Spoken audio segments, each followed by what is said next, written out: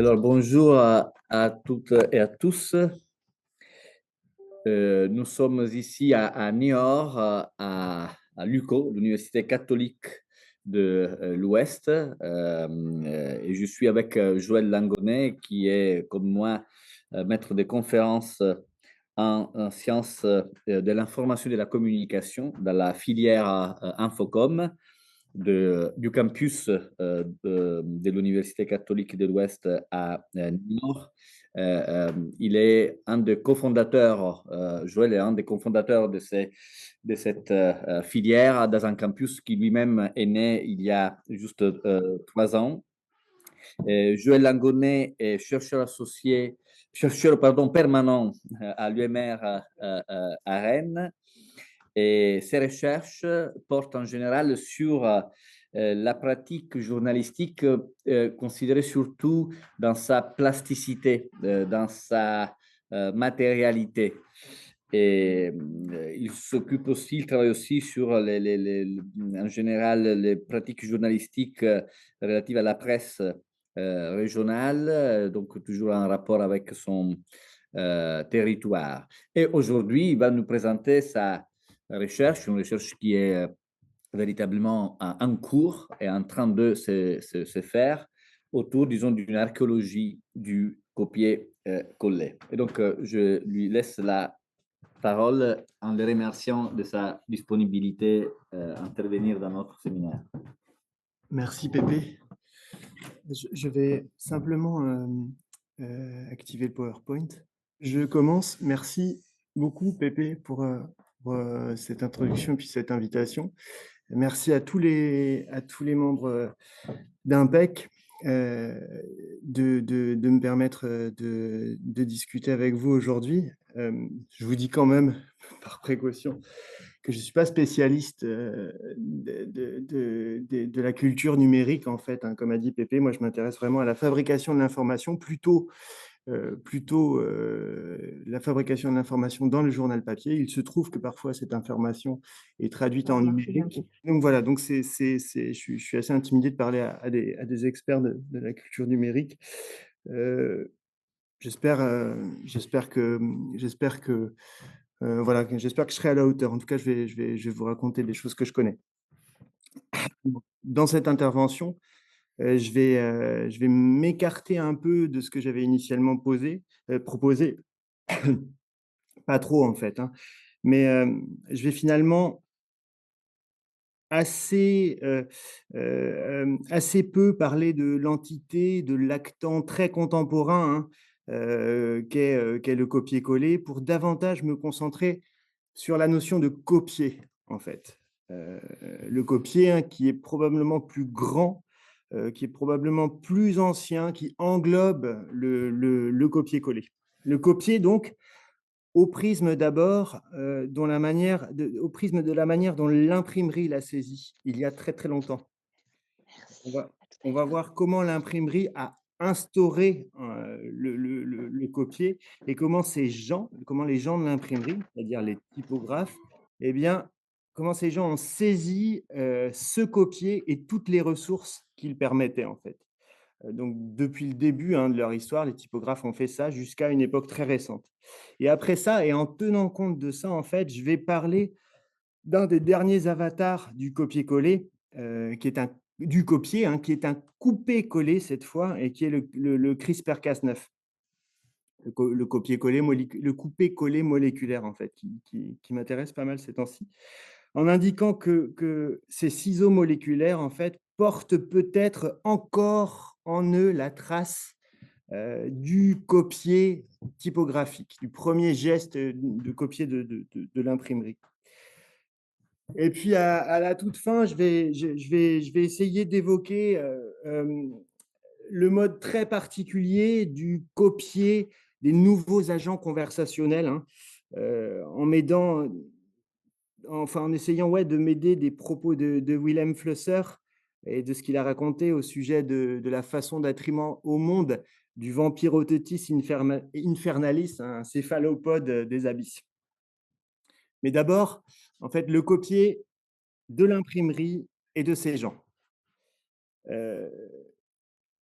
Donc, Je vais commencer par expliquer, par indiquer que dans le monde de l'imprimerie typographique, il y a donc ce qui est à faire, c'est-à-dire copier, recopier des textes avec du plomb.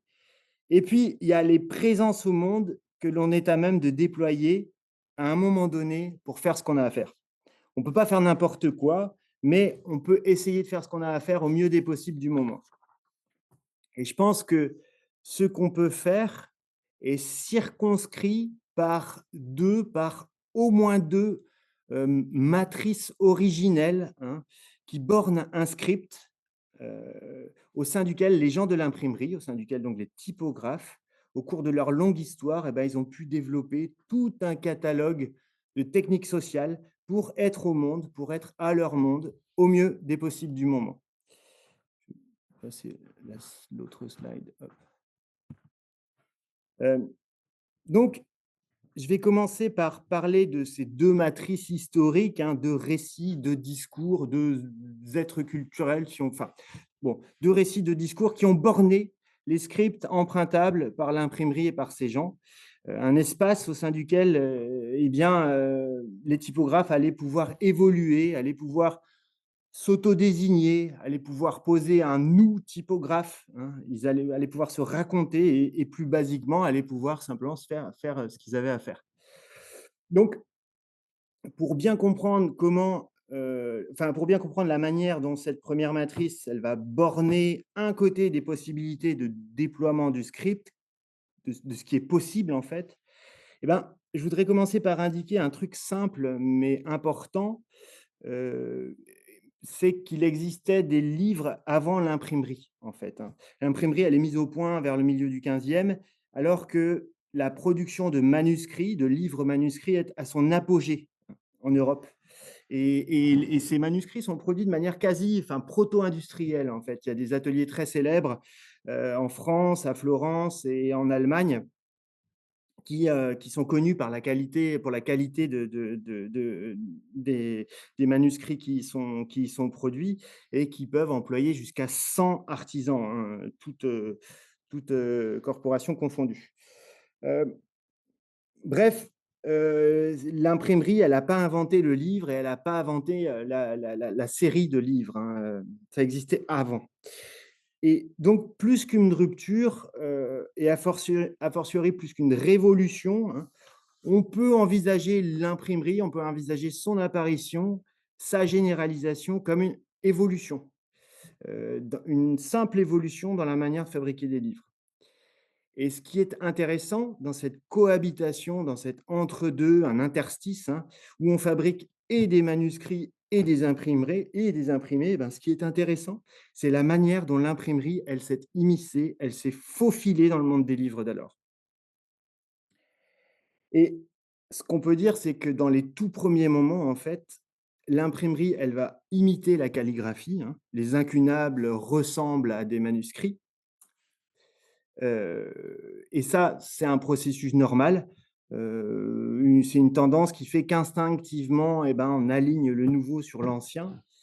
Mais en matière de livre imprimé, c'est un tout petit peu différent. Il ne s'agit pas que d'un alignement instinctif, hein, parce que l'imprimerie, elle imite les manuscrits, elle imite la calligraphie des manuscrits, elle copie littéralement la calligraphie en secret. C'est ça qui est très important à mon avis, et c'est notre… Hop, je place ma slide. Donc, je vais vite, mais ce secret, il est dû surtout à des raisons financières, hein. Il s'agissait en plus d'un secret officiel, un secret contractualisé entre partenaires. En fait, il y a beaucoup d'argent en jeu, il y a des attentes considérables, et ces attentes sont l'objet d'incessantes querelles, de procès entre Gutenberg et ses associés à Strasbourg, à Mayence, et on s'affronte donc pour des questions financières. Donc, on est vraiment très loin là de l'image d'Épinal qui représenterait un artisan typographe, hein, isolé, pauvre, altruiste, dont le seul but serait d'éclairer l'humanité à l'aide de la dive imprimerie. Gutenberg et ses équipiers, plutôt que de s'aligner instinctivement sur ce qui existait, sur les manuscrits, ils les copient à dessein et ils les copient pour s'enrichir. C'est-à-dire que Gutenberg et sa clique, hein, les premiers typographes dont les descendants seront les missionnaires d'un savoir universel offert aux humains, hein, par l'imprimerie, eh bien Gutenberg et sa clique étaient des faussaires, et dans une certaine mesure. Et je pense que cette tromperie, ce mensonge originel, il est hyper important pour la suite. Il est hyper important pour l'imprimerie, pour ces typographes et pour cette notion du copier et ce qu'il est possible de mettre à l'intérieur, ce qu'il est possible d'y glisser en fait dans ce copier. Alors, il y a un récit historique qui illustre particulièrement cette dynamique originelle de l'imprimerie, hein, ce mensonge. Il s'agit du voyage à Paris de celui qui fut un des associés de Gutenberg, un banquier mayennais qui s'appelle Johannes Fust. Il y avait aussi, c'était un trio, en fait, il y avait Peter Schoeffer aussi qui était marié à la fille de Fust. Bref, il y a à un moment donné un procès qui est remporté par Fust, heu et vers 1455, et ce procès marque la rupture entre les 2 associés. Fust et Gutenberg, ne sont plus associés, ils sont fâchés, et c'est vraisemblablement donc seul que Fust effectue un voyage à Paris, qu'on place entre 1462 et 1466, pour vendre à son compte des exemplaires de ce qui est considéré comme un des premiers incunables, la Bible B42, la Bible de Gutenberg, hein, voilà. Euh, donc cette Bible B42, dont on vient de dire qu'elle est probablement pensée et fabriquée comme une imitation de manuscrit, comme un faux manuscrit, comme une fausse copie de manuscrit, comme une fausse copie de copie en fait, hein. Donc, ce type d'ouvrage, hein, ce type de faux devait permettre d'engendrer des bénéfices substantiels pour Fust, hein. Un livre imprimé, il est bien moins cher à fabriquer qu'un livre manuscrit. Or, si on peut le vendre au même prix, les bénéfices sont considérables. Euh, et puis, enfin, si on peut le vendre au même prix en faisant croire qu'il s'agit d'un produit, enfin d'un livre, d'un ouvrage manuscrit. Et donc là, on peut emprunter par exemple les mots d'un typographe érudit du 18e, hein, qui a indiqué dans un de ses ouvrages sur l'imprimerie, qui a indiqué que cette B42 je cite, hein, c'est du vieux français, avoir été effectivement composée avec toutes les précautions qui pouvaient contribuer à le faire passer pour manuscrite, et cela dans la vue de tenir caché le secret de la découverte. Donc c'est un passage qui témoigne du mensonge, un passage parmi beaucoup d'autres, antérieur ou postérieur à celui-là, et qui évoque cet épisode fondateur. Ailleurs, hein, dans d'autres textes et à d'autres époques, on qualifie la manœuvre de supercherie, de friponnerie, de tromperie. C'est une manœuvre qui permettra d'assurer de gros bénéfices, je cite encore, hein, en vendant cette Bible à un prix considérable, au prix d'un manuscrit. Alors, il y a même certains porte-parole de l'imprimerie, certains auteurs, certains historiens qui ont été plus loin dans l'histoire, euh, en, en fait, en généralisant ce point de vue à tous les premiers incunables. C'est-à-dire tous les incunables, enfin, les premiers incunables sont des faux et se font passer pour des manuscrits. Nous, on va rester avec la B42, on va rester avec Fust, on se cantonne à lui.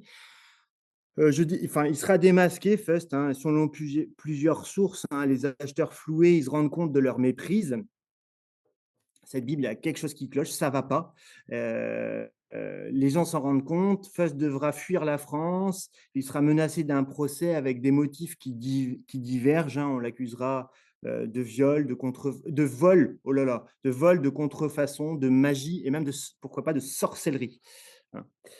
Et il y a une autre chose importante dans ce voyage de Fust à Paris, c'est que l'épisode fait apparaître en creux au un collectif, hein, un collectif au cœur de cette dynamique, un collectif qu'on peut qualifier avec Howard Becker, hein, le terme est assez utile souvent, un collectif qu'on peut qualifier de personnel de renfort, puisqu'il s'agit de tous ceux qui ont contribué à la fabrication de ces premiers imprimés. Voilà.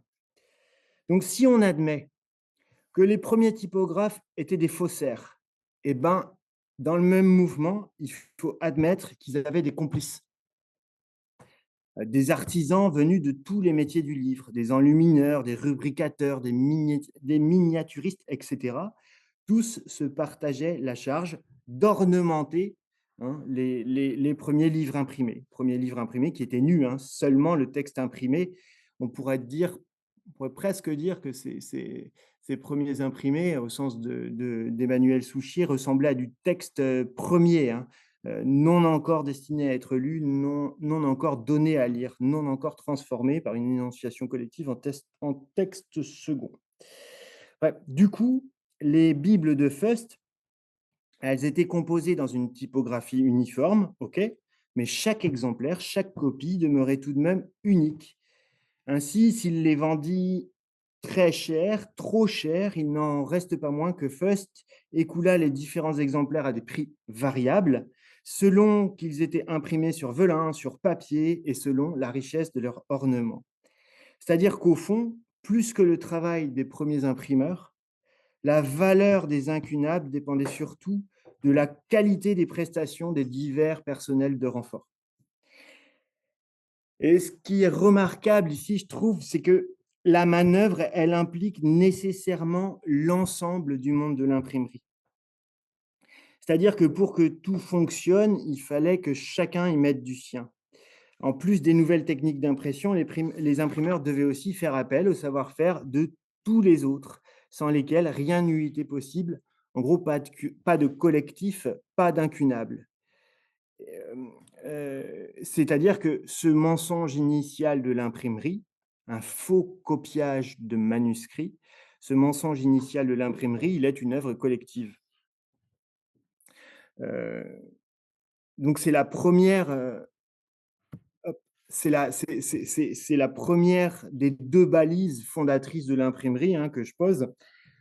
Il y a un mensonge originel et ce mensonge est un mensonge collectif. Et au fond, dans un certain sens, le premier acte posé par la jeune imprimerie est un mensonge, et un mensonge en fait au sujet d'une Bible, euh, dans une certaine mesure un mensonge sur la Bible.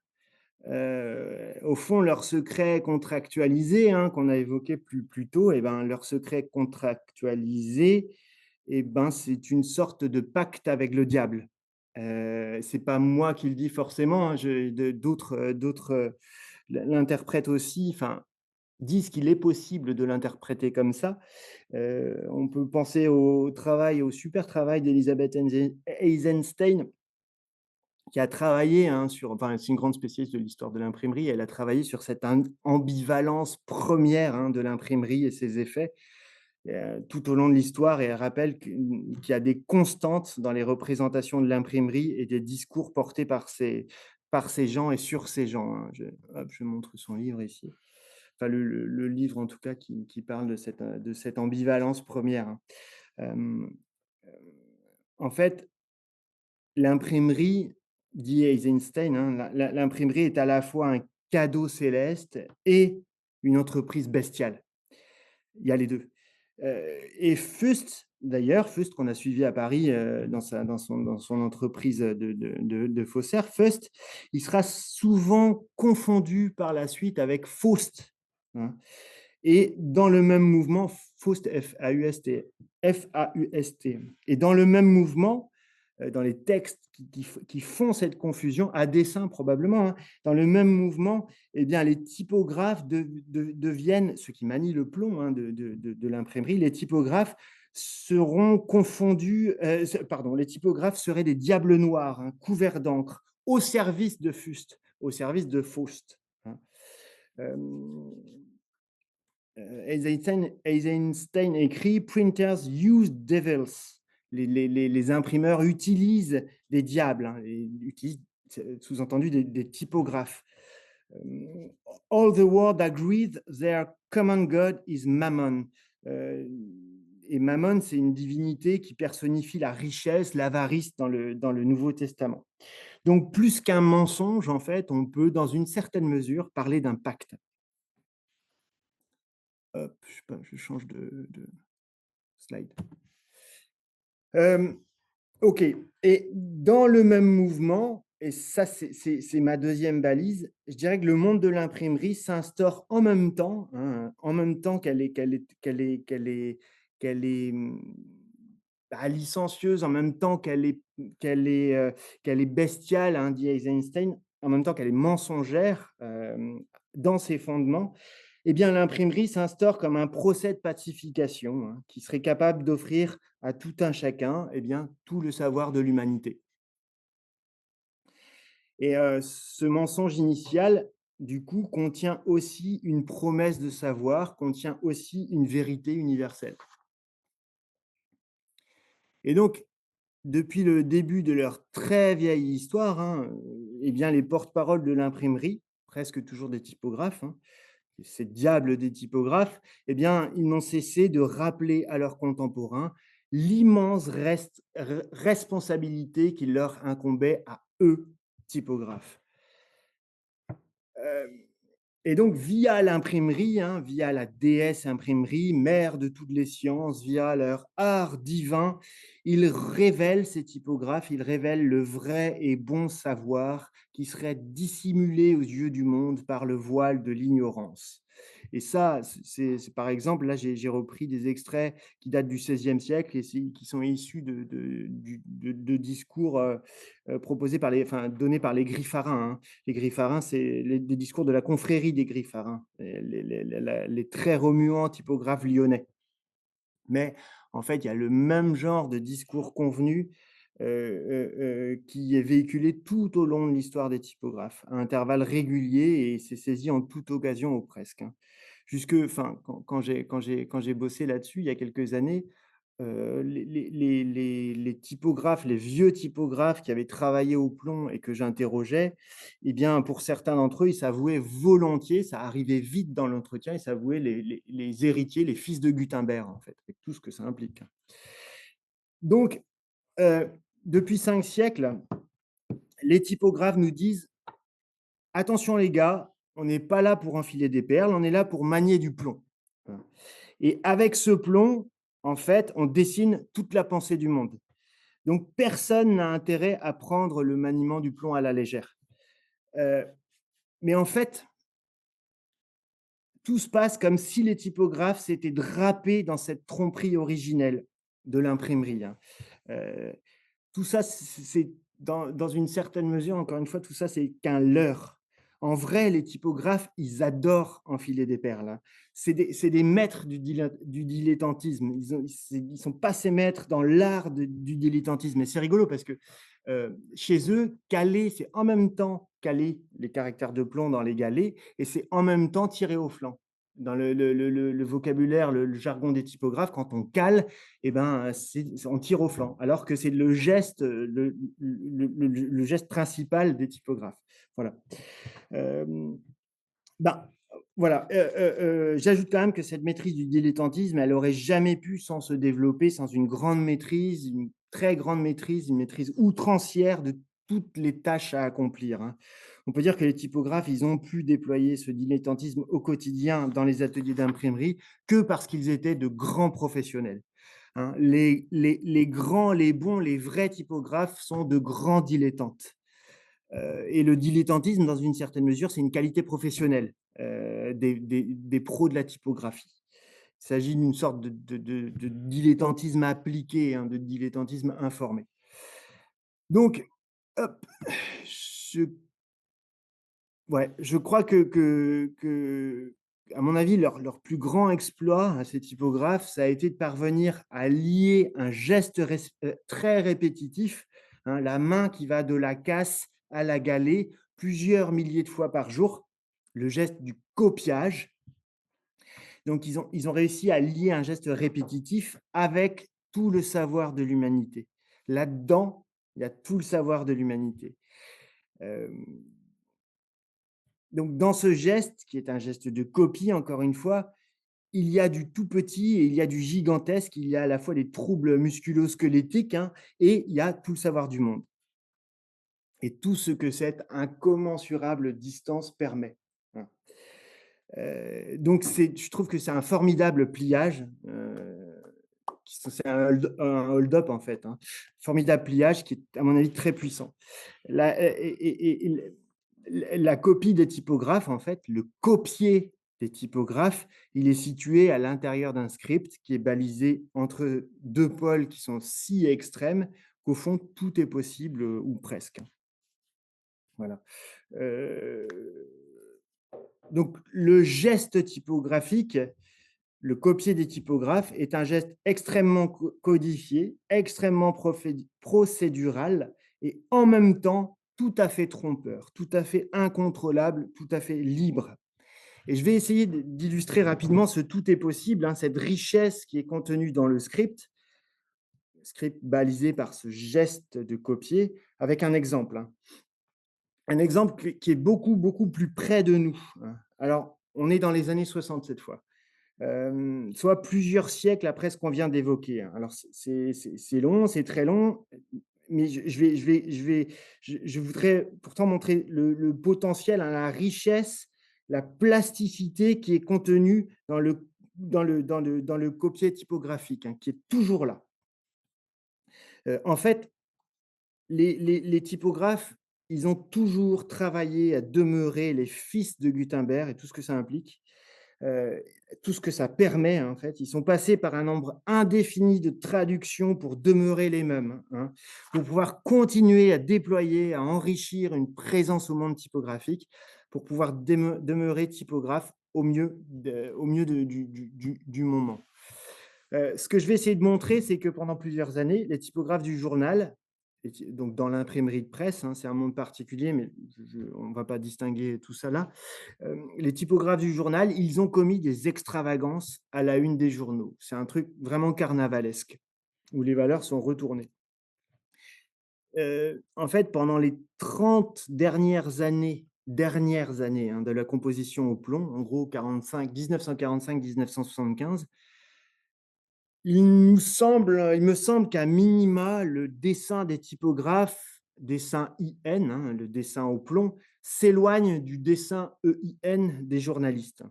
C'est-à-dire qu'ils copiaient du journalisme, mais dans le journal, ils collaient, là on dit coller, hein, bon, ils collaient tout autre chose en fait. Ils copient du journalisme, mais ce qu'ils collent, c'est plus du journalisme.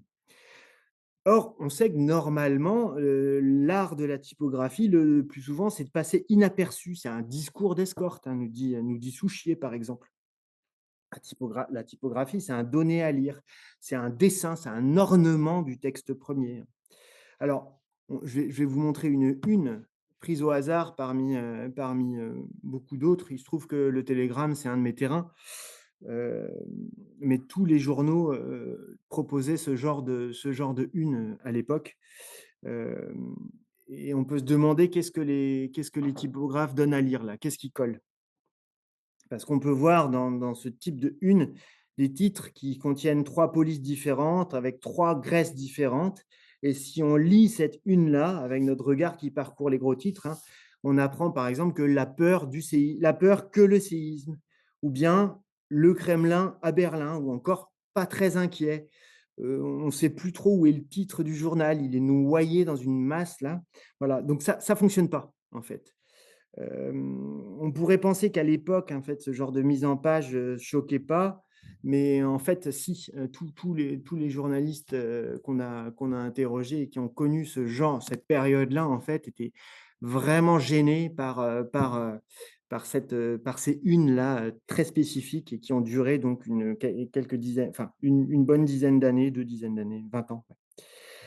Alors, du coup, dans un lieu la une, dans un lieu qui ne leur appartient pas en propre, l'objet journal, la une, en copiant un matériau écrit qui n'est pas le leur, hein, les articles des journalistes, eh bien, les typographes ils parviennent à laisser des traces des tâches dont ils ont eu la responsabilité. Hein. Tout dans cette une de 1962 porte la marque de ces professionnels. On est là, en fait. On colle à la une, ils nous disent là à tel point que le journalisme du journal, eh bien, il s'efface derrière les tactiques des typographes. En fait, hein, ces unes, elles sont à replacer au sein d'un très long processus de prise du pouvoir de la rédaction sur l'atelier, hein, prise du pouvoir par les journalistes sur les typographes, et à la fin, c'est les journalistes qui vont gagner. Mais bon. Les techniques d'impression, en fait, dans ces années-là, sont en passe de changer. Le plomb est en passe de disparaître du circuit de l'information et les typographes le savent et tout le monde le sait et tout le monde dans le journal sait que bientôt les journaux pourront le processus de fabrication de l'information pourra se passer des typographes, pourra se passer des typographes et de leur plomb. Et en attendant, pour le moment, en fait, ils sont encore au fait de leur gloire, tout en sachant que c'est bientôt fini. Hein, le on est là, c'est un on est encore là. Et ici, dans un certain sens, les typos copient un texte de journaliste et collent un lorem ipsum, en fait, un texte muet. Euh, Attendez, j'admets. Tout est retourné, c'est plus la typographie silencieuse et muette, hein, qui donne à voir un texte journalistique, c'est la noire et bruyante typographie, comme dit Souchier, c'est la noire et bruyante typographie qui est en train de réduire le journal au silence. Donc, c'est la typographie là qui fait la une, la typographie à la une, littéralement. Et c'est un barou d'honneur, en fait. Hein. Et alors, c'est pas triste, hein, parce que les typographes, ils sont en train de se préparer une retraite dorée. Là, ils vont partir dans des conditions vraiment, vraiment, vraiment très, très à leur faveur. Du coup, le résultat, c'est du mauvais journalisme. Hein. C'est du journalisme en désordre, mais c'est peut-être de l'excellente typographie à ce moment-là. Et ça, seul un typographe peut le dire. Voilà, donc le copier typographique, il contient un nombre indéfini d'entités, contient un nombre indéfini d'enjeux, et ici, ce sont des enjeux de pouvoir hein, qui sont traduits via la médiation de la typographie, via le copier des typographes. Et alors, je le dis rapidement, c'est curieux, c'est sans doute assez personnel, mais quand je regarde aujourd'hui ce type de une dans les journaux d'alors, en fait, ça me fait un peu la même impression que quand j'observe un texte ou une image qui a été générée par une intelligence artificielle, en fait. Il y a un léger sentiment de décalage. Genre, c'est presque ça, mais je m'aperçois qu'il y a un truc qui cloche. Les rêves font ça aussi. Et donc, ça dévoie très légèrement le contrat de lecture, la familiarité du dispositif, la bienveillance du dispositif, dirait Emmanuel Belin. Hein, elle est saisie par une légère étrangeté. Il y a un truc qui ne va pas. Donc, il y a plein d'entités qui sont embarquées hein, dans le geste typographique. Là, j'ai juste évoqué, par exemple, la figure de Gutenberg et ce qu'elle permet. Hein, à l'intérieur de ce balisage, là, on a assez peu expliqué, enfin, j'ai assez peu expliqué que le dilettantisme, il permet de faire… pardon, je m'en mêle dans mes notes, je suis désolé. Il y a d'autres entités, dirais-je, qui circulent aussi dans ce script typographique et qui sont saisissables par les typographes pour dire ce qu'ils ont à dire. Il y a par exemple le coq à l'âne qui est très important chez eux. Le coq à l'âne, c'est capital dans le monde des typographes. Il y a le plomb, évidemment, qui n'est, voilà, on manie pas le plomb à la légère, etc. Et puis, il y a un truc qui est marrant, c'est qu'une entité cardinale dans le monde des typographes, qui peut être saisie à différents moments, dans des moments très particuliers, pour être au mieux des possibles à ce qu'on fait, c'est le vin, en fait. Chez les typographes, le vin, il est formidable parce qu'il a en même temps la capacité de se désaltérer et en même temps, il a la capacité d'inspirer, en fait. Et ce, depuis que Gutenberg s'est inspiré se serait inspiré d'un pressoir à vin pour concevoir sa divine presse. Donc, il y a aussi du vin, il y a beaucoup, beaucoup de vin dans le copier des typographes. Donc, cela dit, le principal pliage, méga pliage, hein, contenu dans le geste du copier typographique, ça reste à mon avis le fait qu'un acte technique incarne, un acte technique cristallise une mission totale. Hein. Un geste technique qui contient en potentiel tous les copiers du monde. Les copistes, avant eux, ils ne peuvent pas raconter des trucs comme ça. Avant l'arrivée des typographes, les copistes, qui copiaient hein, littéralement, ils ne peuvent pas raconter des choses comme ça. Ils ne peuvent pas, dirais-je, se la raconter comme ça, en fait. Il y a pas assez de technicité, pas assez de chaleur, pas assez de commensalité, de déplacement de force. Il n'y a pas assez de plomb, en fait, chez les copistes pour souder, comme dirait la médiologie, hein, et Régis Debray, pour souder la puissance à des socles. Et là, la typographie dans ce type de une, clairement, soude sa puissance au socle journal, en fait. Donc, je l'ai déjà un petit peu dit, aujourd'hui, il n'y a plus de typographes, ou presque, dans les journaux, au moins. Et par contre, un truc dont je suis assez convaincu, c'est que le script, donc que eux ont déserté, que eux ont laissé vacant, en fait, ils sont partis. Le script qu'ils ont instauré, eh bien, il demeure dans une certaine mesure. Il est là encore. Dit autrement, ce que l'imprimerie typographique a fait au copier, ce que ces gens ont instauré via ce copier, ça semble le persister en fait, hein. Seulement, ça a intégré d'autres discours, d'autres pratiques.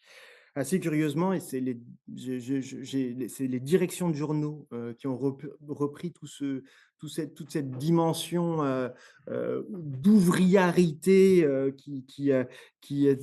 de mythe, hein, qui traversait les discours et les pratiques des typographes pour finalement, à l'heure où il n'y a plus de modèle économique, à l'heure où on ne sait pas trop où on va, eh ben, on se souvient du vrombissement des rotatives, on se souvient qu'à un moment, on avait les pieds dans le plomb et on savait où on allait, quoi. Voilà, cette trivialité-là de l'objet culturel copié typographie, eh ben, il appartient, enfin, il est capté par les directions des journaux pour se raconter, en fait, comme une réassurance. Évidemment, c'est possible parce que les typographes ont dégagé. Ils ne sont plus là pour contrôler le script. OK. Donc, je vais prendre l'exemple là. Il me reste combien de temps, Pépé, s'il te plaît? Encore 20 minutes. 20, parfait, ouais, ça devrait, très bien. Donc, je vais prendre l'exemple justement une entité qui peut capter une partie de ce qu'on laissait finalement du copier typographique et de tout ce qui peut permettre de discours. Voilà. Je vais prendre l'exemple du CRISPR-Cas9, qui est le dernier avatar, si on veut, de l'entité, cette fois on dit coupé-collé, hein. C'est un coupé-collé génétique. Et je me suis demandé, en fait, pourquoi diable cette connexion, elle a un sens? Pourquoi on dit, en fait, bon, enfin, pourquoi dit-on, je vais dire comme ça, comment on peut lier, disons, l'entité coupé-collé et, et la génétique, enfin, et la biologie moléculaire? En quoi ça a un sens? En quoi ça fait sens? Hop, je prends la slide avec plein d'exemples voilà, donc c'est des extraits de journaux qui évoquent ce copier-coller génétique et avec tous les discours que ça convoque, que ça fait ressortir. Je dirais d'abord, et rapidement, hein, trop rapidement, sans doute que tout ça, enfin, la biologie moléculaire, c'est du code en fait. À tout le moins, il est possible que ça ait à voir avec du code. Et le code ordonne, le code réduit le bruit, le code facilite la communication, hein, le code construit des poches de négantropie. Bon. Et en fait, à partir des années 60, hein, le développement conjoint et de la biologie moléculaire et de l'informatique a pu faire que, sous la houlette de la puissante cybernétique d'alors, eh bien, les gènes ont été traduits, hein, au sens de traduction de l'ANT, les gènes ont été traduits à la manière d'un code informatique. C'est devenu possible. Le code génétique, hein, le génome. Et ce code, a priori, ben, c'est de la mémoire, c'est du stockage, c'est de l'ordonnancement, c'est de la puissance combinatoire et ça se contrôle. Et alors, il y a une analogie entre le code génétique, le code informatique et le code typographique, je crois. Ne serait-ce que parce qu'il donne prise à des représentations similaires. Il me semble que c'est pas anodin, en fait. Je vous ai mis 3 représentations avec avec le code typographique, le code, enfin, la mémoire, hein, une représentation de la mémoire informatique, et puis le code génétique qui est représenté à droite. Hein, donc à gauche, ouais, c'est une caste de typographe. Au milieu, c'est une représentation de la mémoire d'un disque dur. Et à droite, c'est l'image de la séquence génétique du génome humain. Tout ça est bien ordonné, ou à tout le moins, c'est bien ordonnable. Et là-dedans, à chaque fois, il y a en potentiel fou, en potentiel irréalisable, en potentiel mensonger, mais aussi fascinant et avec des vrais effets de réel, en fait, il y a ici à gauche, il y a tous les livres du monde, hein, pour peu qu'on agence de telle ou telle manière les quelques dizaines de caractères mobiles, on fait tous les livres du monde. Au milieu, il y a toute la mémoire du monde, pour peu qu'on dispose d'assez d'espace de stockage et de pas mal d'énergie, vous stockez toute la mémoire du monde. Et ça, c'est une visualisation d'une petite partie de la mémoire du monde, dans une certaine mesure. Et enfin, à droite, eh ben, il y a tout, en fait. Il y a de la vie, d'abord, c'est une représentation du génome. Il y a de la mémoire et du savoir, puisqu'on pense maintenant utiliser de l'ADN pour stocker les données. Voilà. Donc il y a des représentations communes, en fait, ou enfin, qui sont assez semblables, et ça participe peut-être d'une communauté d'initiative, et ça appelle probablement ce que permettait, ce qu'a toujours permis l'imprimerie, hein. Et en plus, le génome a partie liée avec l'imprimerie parce qu'il est souvent désigné comme, par exemple, le livre de la vie, hein. Thierry Bardini nous rappelle qu'on a assez facilement tendance, en fait, à penser qu'on se croit désormais capable de lire un tel livre et peut-être même de commencer à le réécrire, hein. Et c'est normal, hein, un livre, eh ben, ça se lit et potentiellement ça se copie et ça se modifie. Et réécrire le livre de la vie, hein, qui serait le projet divin de la biologie moléculaire, eh ben, réécrire le livre de la vie, c'est au moins aussi incroyable qu'offrir tout le savoir de l'humanité, hein, qui est le projet de l'imprimerie. Euh, voilà. Donc sur ces bases, la notion de couper-coller génétique, elle est super pertinente, en fait. Alors le CRISPR-Cas, quand on se penche, le CRISPR-Cas9, quand on se penche dans ce que c'est, que cet outil moléculaire, c'est vraiment beaucoup plus complexe, hein. Je dis rapidement, mais CRISPR, d'abord, c'est un bout d'ARN qui guide, en fait, et Cas9, c'est une enzyme, hein, une protéine qui va aller couper de l'ADN défaillant, défectueux, hein, à l'endroit indiqué par le véhicule CRISPR, en fait. Voilà. Et le super progrès permis par CRISPR-Cas9, c'est d'intervenir très rapidement et plutôt efficacement sur certaines séquences d'ADN, hein, quand il fallait auparavant plusieurs mois pour y parvenir, avec des chances de réussite bien moindres en plus, hein. Et ça, c'est vraiment marquant. Ça va vite et ça marche bien. Mais bon, euh, le problème, euh, le problème ici aussi, comme dans l'imprimerie, finalement, c'est finalement qu'est-ce qu'on coupe et qu'est-ce qu'on colle, quoi. Qui est porté par ces ciseaux moléculaires, en fait. Parce que tout comme le copiage des typographes est ambivalent, le copiage des généticiens l'est aussi, en fait. Voilà, les typographes, ils impriment le meilleur comme le pire, hein. Le meilleur. Et alors, dans ce cas, lorsqu'ils sont en train d'imprimer le meilleur, eh ben, c'est les héros à ULTS de la dive imprimerie. Et le pire, quand ils sont en train d'imprimer des saloperies, eh ben, le pire, c'est parce qu'ils sont aussi des ouvriers, vous comprenez, qui doivent gagner leur vie. Et ils font les deux, en fait. Et ils manient les deux sans problème. Les discours permis par le script de l'imprimerie portent les deux. Et un discours qui a été instauré par eux, hein. Donc, quid de la biologie moléculaire? À quoi sont attachés ceux qui manient les ciseaux génétiques et qui sont à la fois le remède et aussi sans doute le poison, hein. Donc, dans le coupé-collé du CRISPR-Cas9, il y a de grands espoirs et il y a les pires craintes.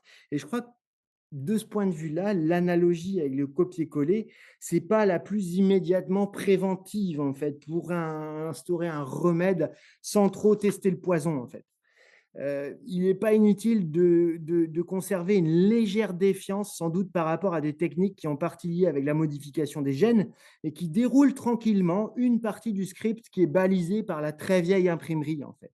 Ça n'a rien à voir, je crois. Rappelons les scripts, des vieux scripts balisés par l'imprimerie, ils ont gravé dans le marbre et même dans la loi que l'imprimerie et ses gens sont libres. Et enfin, voilà, dans la 1881, loi sur la liberté de la presse, on parle l'article 1, on ne parle pas de presse, on dit l'imprimerie est libre. Donc, et en même temps, il faut rappeler que l'imprimerie, elle a des secrets. L'imprimerie, on l'a vu, elle ment. L'imprimerie, elle dit tout et son contraire. L'imprimerie, elle cache, elle invisibilise. Et au fond, elle et ses gens, ils sont parfaitement capables de copier, de reproduire absolument tout et n'importe quoi en toute connaissance de cause, grâce à des scripts qu'ils ont instaurés, grâce à tout un tas de présences au monde possibles. Bon, le copier-coller moléculaire, aujourd'hui, s'empare d'une partie, hein, de ce script. Et ben voilà, donc faut peut-être se demander ce que ça signifie vraiment, quoi. Est-ce que ces gens sont libres? Est-ce que c'est ça qu'ils disent, en fait? Bref, je change de slide, excusez-moi. Ouais. Donc, il y a un outil qui est assez fascinant et que je voudrais, enfin qui me fascine moi, et que je voudrais aborder pour finir, c'est le désormais célèbre ChatGPT, hein, qui semble déjà avoir réalisé une des missions inatteignables de l'imprimerie, c'est-à-dire copier l'ensemble des écrits de l'humanité. C'est pas vrai, c'est pas ça, mais voilà, ça arrive apparemment, nous dit-on en fait. Et ici, je voudrais signifier une chose qui m'apparaît assez déroutante en fait. Je trouve que cet agent conversationnel et j'en ai parlé un peu tout à l'heure, mais le léger décalage qu'il crée, et ben, partage quelque chose avec le fabuleux Vampirototis infерnalis, qui est un céphalopode qui évolue dans les abysses et qu'a super bien décrit William Flosser dans le livre là, que j'ai mis sur la slide, qui est Vampirototis infernalis, et qui, voilà. Et donc, Flusser, il explique comment, en fait, contrairement à nous, eh ben, le céphalopode ne va pas saisir le monde. En fait, il absorbe le monde qui vient vers lui, nous explique Flusser. Le monde tout entier passe par le Vampirototis infernalis et lui, il paralyse le monde en données, nous dit Flusser. Le Vampirototis paralyse le monde en données. C'est sa manière de copier. Il paralyse le monde en données. Et la somme de ces informations ne cesse de s'accroître. Et en réaction, ce Vampirototis, il dégage un nuage en suspension qui transmet un type particulier d'informations. Flusser nous explique que le Vampirototis, il est un dupeur qui cherche à mentir et à mentir de plus en plus parfaitement. À mentir de plus en plus parfaitement. Et le plus troublant, c'est que Flusser ajoute qu'il n'est pas possible d'endoctriner le Vampirototis sans être endoctriné en retour. Et je trouve que cette proposition vampirothétique de Flusser, elle partage une continuité d'initiative avec ChatGPT. ChatGPT, je trouve qu'il paralyse le monde en données pour parvenir à mentir parfaitement. Le mensonge, il est dans le léger décalage. Enfin, voilà, plutôt que de proposer des énoncés vrais, je trouve que, à l'instar du Vampirototis, ChatGPT, il ment parfaitement. C'est terrifiant et en même temps, quelque part, l'imprimerie, elle faisait ça déjà peut-être, en fait, mentir parfaitement. C'est un peu ce que j'ai essayé de dire au début. Toujours est-il que ChatGPT me semble résoudre une partie d'une grande question que je n'ai pas encore posée, en fait, c'est quid de ce qui est plus collé, en fait. Qu'est-ce qu'on fait quand c'est pas collé? qu'est-ce qui se passe en fait de toutes ces entités textuelles non collées. En fait, s'agissant du génome, par exemple, Bardini, qui a travaillé sur le junk DNA, hein, Bardini, il parle justement de junk, en fait, de junk DNA, d'ADN poubelle non codant, un ADN muet qui semble servir à rien alors Bardini dit que ce junk DNA attend un regain de ferveur à venir, en fait. Et donc, depuis, on sait que l'ADN poubelle est hyper important finalement, dans le génome, en fait. Toujours, voilà, ce junk-là, c'est ce dont on ne fait rien, en fait, ce dont le génome ne fait rien, il attend un regain de ferveur à venir. Et en fait, Bardini, il explique que c'est toutes nos vies, tous nos environnements qui sont composés de junk, en fait, de choses devenues inutiles, mais toujours potentiellement recyclables, réinstaurables dans les continuums de nos existences, en fait. Wendy Chung, pardon, euh, euh, au sujet, par exemple, de la mémoire numérique, hein, enfin de ce qui concerne les dispositifs numériques, les nouveaux médias, Wendy Chung, elle rappelle quant à elle que ces dispositifs numériques, ils demeurent utilisés euh, pour autant qu'ils soient constamment mis à jour, en fait. Updating to remain the same, en fait. To be is to be updated. Et en fait, être, c'est être sans cesse copié. Comme c'est de l'update, là, il y a peut-être une ou deux modifications à chaque fois. Et cesser d'être copié, eh ben, c'est s'éteindre. Et bon, s'agissant des écrits et des écrits numérisés, hein, qui concernent ChatGPT, on est en droit de s'imaginer que dans une certaine mesure, ils demeurent tous actifs, en fait, via la médiation de ChatGPT et consorts. C'est-à-dire que ces agents conversationnels, ils sont entraînés pour prédire quel mot peut apparaître après tel autre, dans quel contexte. Et par exemple, si moi je demande à ChatGPT de raconter une blague, j'ai déjà demandé, il est nul en blague en fait. Si je lui demande de raconter une blague, peut-être que sa réponse contiendra une partie de la B42. Peut-être. Ou une notice de Wikipédia sur les tardigrades ou autre chose. Ou peut-être qu'il y aura 3 mots d'un article académique que Pépé a écrit là-dedans. Et moi, j'en sais rien. Et tous les textes du monde, finalement, sont susceptibles d'apparaître dans nos réponses. Ça, c'est vachement différent. C'est vachement différent de la promesse de l'imprimerie, en fait, qui ambitionnait de copier et de donner à lire tout le savoir du monde, en fait. ChatGPT, à l'instar du vampire autodiste, ChatGPT, il a déjà ingéré tout le savoir du monde. Il le traduit, il le concasse, il le vaporise dans chacune des réponses qu'il nous propose. Et dans une certaine mesure, tous les textes du monde sont brassés à chaque fois qu'ils génèrent une réponse à nos petites questions. Et ça, c'est assez curieux, en fait, de se le figurer. Et pour finir, je dirais aussi voilà, que peut-être que quand même ChatGPT le dilue finalement, tout ce savoir. Peut-être que ces agents conversationnels, ils sont des gros vecteurs d'entropie, en fait, hein, qui ne vont pas réaliser le projet de la cybernétique. Ils vont, voilà.